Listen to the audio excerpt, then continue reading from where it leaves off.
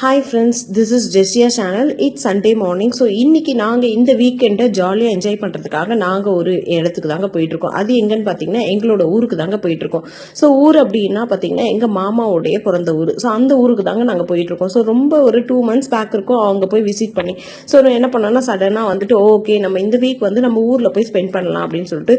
So எங்கள் வீட்டு குட்டீஸுக்கு பார்த்தீங்கன்னா எவ்ரி சாட்டர்டே ஸ்கூல் இருக்கும். இந்த வீக் வந்து அவங்களுக்கு லீவ் அப்படின்றதுனால சாட்டர்டே ஃபுல்லாக எங்கள் வீட்டில் அவங்க எல்லா குட்டீஸும் இருந்தாங்க. ஸோ இன்னைக்கு சண்டே வந்து குழந்தைங்களை எங்கேயாவது கூட்டிகிட்டு போய் நம்ம என்ஜாய் பண்ண வைக்கணும். ஏன்னா டெஸ்ட் எல்லாம் முடிஞ்சு கொஞ்சம் ரிலாக்ஸாக இருக்காங்க அப்படின்றதுக்காக அவங்கள வந்து ஜாலியாக என்ஜாய் பண்ண வைக்கணும் அப்படின்றதுக்காக ஊருக்கு தாங்க கிளம்பிட்டோம்.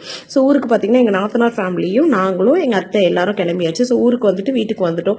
ஸோ வீட்டுக்கு வந்துட்டு இவங்க பார்த்தீங்கன்னா அங்கே ஒரு பூனைக்குட்டி இருக்கிறது, அந்த பூனைக்குட்டியை பார்த்துட்டு ரொம்பவே ஹாப்பி ஆயிட்டாங்க. ஸோ அது கிட்ட போகிறது கொஞ்சம் பயம் தான் இருந்தாலும் அவங்களுக்கு அந்த பூனை கட்டி இருந்தாலும் அது கூட விளையாடணும்னு ஒரு ஆசை. ஸோ அப்படியே பார்த்தீங்கன்னா மாமா எங்கள் பெரிய மாமா வந்துட்டு வீடு கட்டிகிட்டு இருக்காங்க. ஸோ இதுக்கு முன்னாடி இருந்த வீடு பார்த்தீங்கன்னா அவங்க மாமாலாம் இருக்கும் போது கட்டின வீடு. ஸோ இப்போ வந்து பார்த்தீங்கன்னா கொஞ்சம் பெரியவங்களா ஆகிறதுனால எல்லாரும் நாங்கள்லாம் போடுறதுனால எங்களுக்கு ஸ்பேஸ் பத்தலை அப்படின்றதுனால மாமா என்ன பண்ணிட்டாங்கன்னா வீடை வந்து ஆல்ட்ரு பண்ணி கொஞ்சம் எக்ஸ்டெண்ட் பண்ணனா நாங்கள்லாம் போய் இருக்கிறதுக்கு கம்ஃபர்டபுளாக இருக்கும் அப்படின்றதுக்காக வீடு ஆல்ட்ரு பண்ணி கட்ட ஆரம்பிச்சிட்டாங்க. ஸோ அதை தான் எங்கள் நாத்தனார் போய் விசிட் பண்ணாங்க. குட்டிங்க பார்த்தீங்கன்னா வந்த உடனே பார்த்தீங்கன்னா டிவி, ஃபோன், இதுதான்.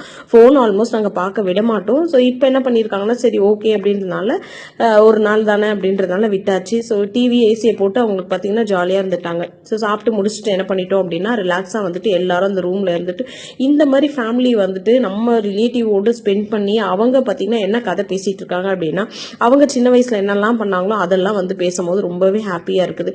ஸோ அதெல்லாம் முடிச்சுட்டு வெளியே வந்துட்டு இந்த குட்டிங்க என்ன பண்ணாங்கன்னா வெளியில் வந்துட்டு ஒரு கேம் விளையாடிட்டு இருந்தாங்க. அதாவது அந்த நம்மளோட ஊருக்கு போயிட்டு நம்ம பிள்ளைங்களுக்கு வந்துட்டு நம்ம வாழ்ந்ததை பற்றி சொல்றது அதெல்லாம் பார்த்தீங்கன்னா நம்ம குழந்தைங்க கிட்ட அதெல்லாம் சொல்றது அவங்க அதை வந்து அப்படியே இமேஜினேஷனோட இப்படி இருந்ததா அப்படி இருந்ததான்னு கேட்கும் போது நமக்கு வந்து அவ்வளோ ஒரு ஹாப்பியாக இருக்கு.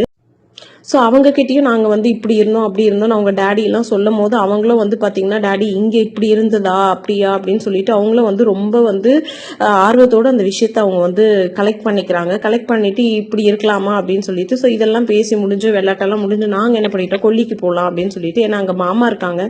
ஸோ ஆடுலாம் இருக்குது அதெல்லாம் போய் பார்க்கலாம் அப்படின்னு சொல்லிட்டு இதுதாங்க எங்களோட இடம்.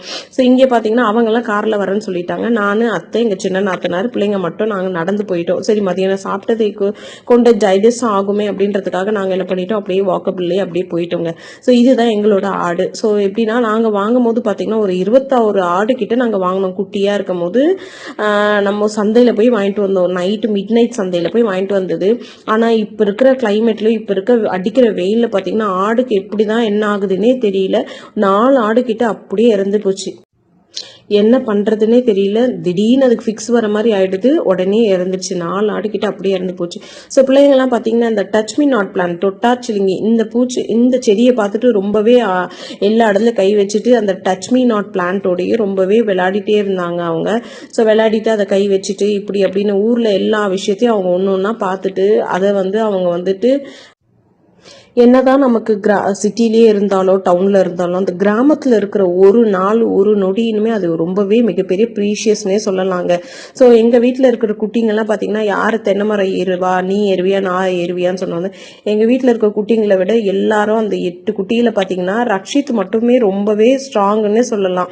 எந்த வேலையா இருந்தாலும் பெரிய கல்லை தூக்கி போடுறான்னாலும் டக்குன்னு போட்டுருவான். ஆனால் மற்றதை பார்த்தீங்கன்னா கொஞ்சம் எல்லாரும் வந்து கொஞ்சம் இது அவன் மட்டுமே கொஞ்சம் ஆக்டிவாகவே இருப்பான். ஏன்னா அவனோட ஜீன் அப்படின்னு சொல்லலாம். ஏன்னா அவங்க வந்து பார்த்தீங்கன்னா திருநெல்வேலி. ஸோ அதனால் வந்து பார்த்தீங்கன்னா அவன் வந்து சின்ன பிள்ளையா இருக்கும் போதே பார்த்தீங்கன்னா எல்லாமே ரொம்பவே ஆக்டிவாக இருப்பான். ஸோ இந்த பிள்ளைங்க பண்ணுறதெல்லாம் பார்த்தீங்கன்னா எங்கள் வீட்டு பெரியவங்க எல்லாரும் என்ன பண்ணியிருக்காங்கன்னா அதை வந்து ரசிச்சுட்டு இருந்தாங்க. அதுக்கப்புறம் பார்த்தீங்கன்னா ஆடு. ஸோ ஆடு வந்து மாமா எப்பயுமே ஓட்டிகிட்டு இருப்பாங்க. ஸோ மாமா வந்து உட்காந்ததுனால அவங்க பிள்ளை அதாவது எங்கள் வீட்டில் அவர் வந்து என்ன பண்ணாருன்னா ஆடெல்லாம் வந்துட்டு ஓட்டி விட்டுட்டு அதை எடுத்து போய் கட்டிட்டு அந்த வேலையெல்லாம் அவர் தான் பார்த்துட்டு இருந்தாங்க. இன்னைக்கு நாங்கள் போனதால எங்கள் மாமா கொஞ்சம் ரெஸ்ட்டுன்னே சொல்லலாம். இந்த கிராமத்தில் இந்த ஆடுங்க இருக்கிறது, மாடு, தென்னை இதெல்லாம் பார்க்கும் போதே அவ்வளோ நல்லா இருந்தது. ஸோ என்னதான் நம்ம டவுன்லேயும் சிட்டிலையும் இருந்தாலும் அந்த ஒரு நாள் வந்து நம்மளுடைய கிராமத்தில் வந்து நம்மளுடைய நிலத்துல வந்து நம்ம டைம் ஸ்பெண்ட் பண்ணுறது, சாப்பாடு இருக்கோ இல்லையோ அங்கே இருக்கிற இயற்கை சூழலை பார்த்து நம்ம என்ஜாய் பண்ணுற சந்தோஷமே தனிதாங்கன்னு சொல்லலாம். என்னதான் சாப்பிட்டு வந்தாலும் சாப்பிடலனாலும் அங்கே போனால் எங்களுக்கு பசி எடுக்கிறதே கிடையாது. அங்கே இருக்கிற விஷயத்தெல்லாம் பார்த்துட்டு அங்கே இருந்துட்டு இந்த ஆடுங்க கூட பார்த்தீங்கன்னா அப்படி ஒரு விளையாட்டுன்னே சொல்லலாங்க.